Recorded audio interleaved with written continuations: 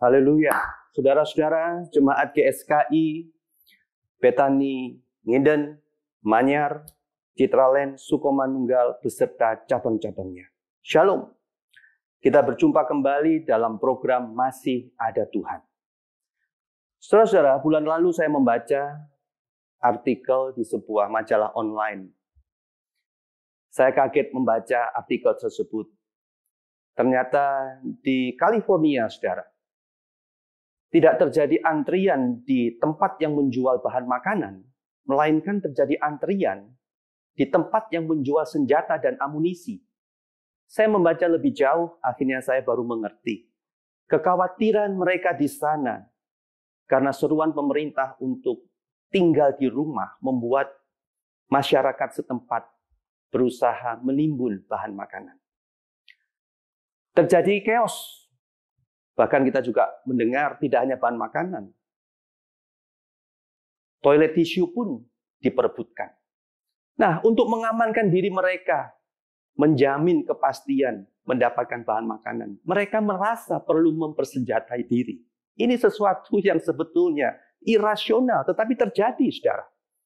Apa hubungan virus dengan senjata? Ternyata antrian terjadi di sebuah toko senjata dan amunisi. Saudara-saudara, tidak hanya stok bahan makanan yang habis, tetapi stok senjata api dan amunisi semakin menipis. Demikian juga kita mendengar sebuah joke yang ada di gereja, saudara. Ada seorang yang bersaksi baru sembuh dari COVID-19. Dia diberi kesempatan untuk bersaksi di gereja. Tuhan begitu baik, menyelamatkan nyawanya sehingga dia sembuh. Selesai dia bersaksi, maka mikrofon yang dia pakai, dia serahkan kepada orang kedua yang ingin juga menyaksikan cinta Tuhan. Tapi apa yang dikatakan oleh orang kedua yang ingin bersaksi? Dia berkata, saudaraku, kesaksianmu luar biasa. Kesaksianku ini tidak ada artinya. Lain kali saja aku saksikan.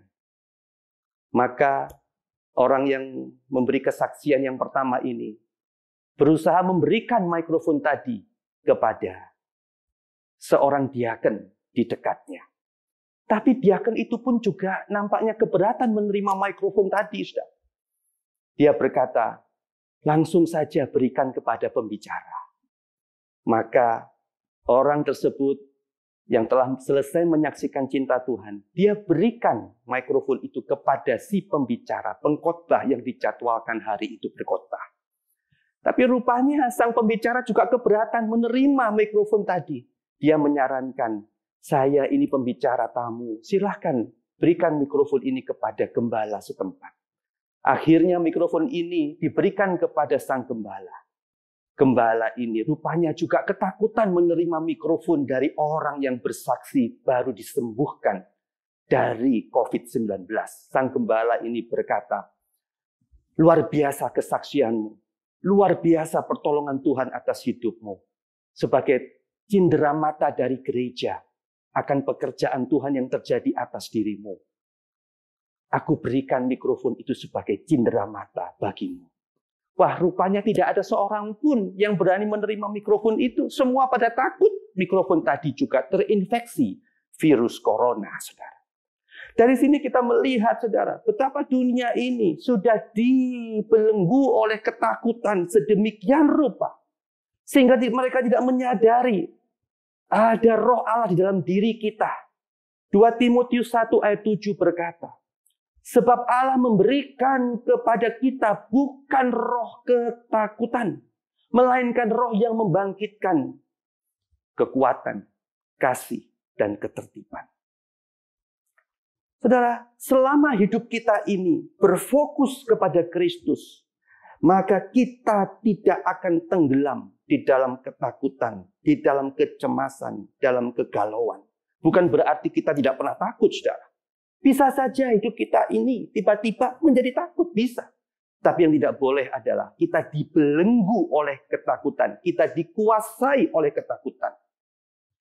Saudara, saya berikan contoh. Kapal selalu dikelilingi oleh air. Tetapi kapal tidak pernah punya masalah dengan air sepanjang air itu tidak masuk ke dalam kapal. Demikian juga hidup kita. Kita tidak bisa memilih berita-berita yang menguatkan, berita-berita yang positif yang kita terima. Kadang kita mendengar berita yang negatif masuk dalam pikiran kita. Dan dalam hidup ini, banyak sekali alasan yang membuat manusia takut, saudara. Tapi sejauh kita tidak mengizinkan ketakutan itu masuk dalam hidup kita seperti air yang masuk ke dalam kapal, saya percaya kita tidak akan ditenggelamkan oleh rasa takut itu. Yesaya 41 ayat 10 berkata, "Janganlah takut sebab aku menyertai engkau. Janganlah bimbang sebab aku ini Allahmu. Aku akan meneguhkan bahkan menolong engkau. Aku akan memegang engkau dengan tangan kananku yang membawa kemenangan." Haleluya. Hari ini saudara menerima janji Tuhan. Bahwa Tuhan yang menyertai saudara ada di dalam hidup saudara. Bukankah roh yang dalam kita lebih besar dari segala tantangan yang kita hadapi? Saya percaya kita semua rindu ditolong Tuhan. Sebagian besar kalau saya berjumpa dengan saudara, saya tanya, apakah saudara pernah ditolong Tuhan? Saudara berkata, saya pernah menerima kebaikan Tuhan. Besar, kecil, saudara pernah mengalami kebaikan Tuhan.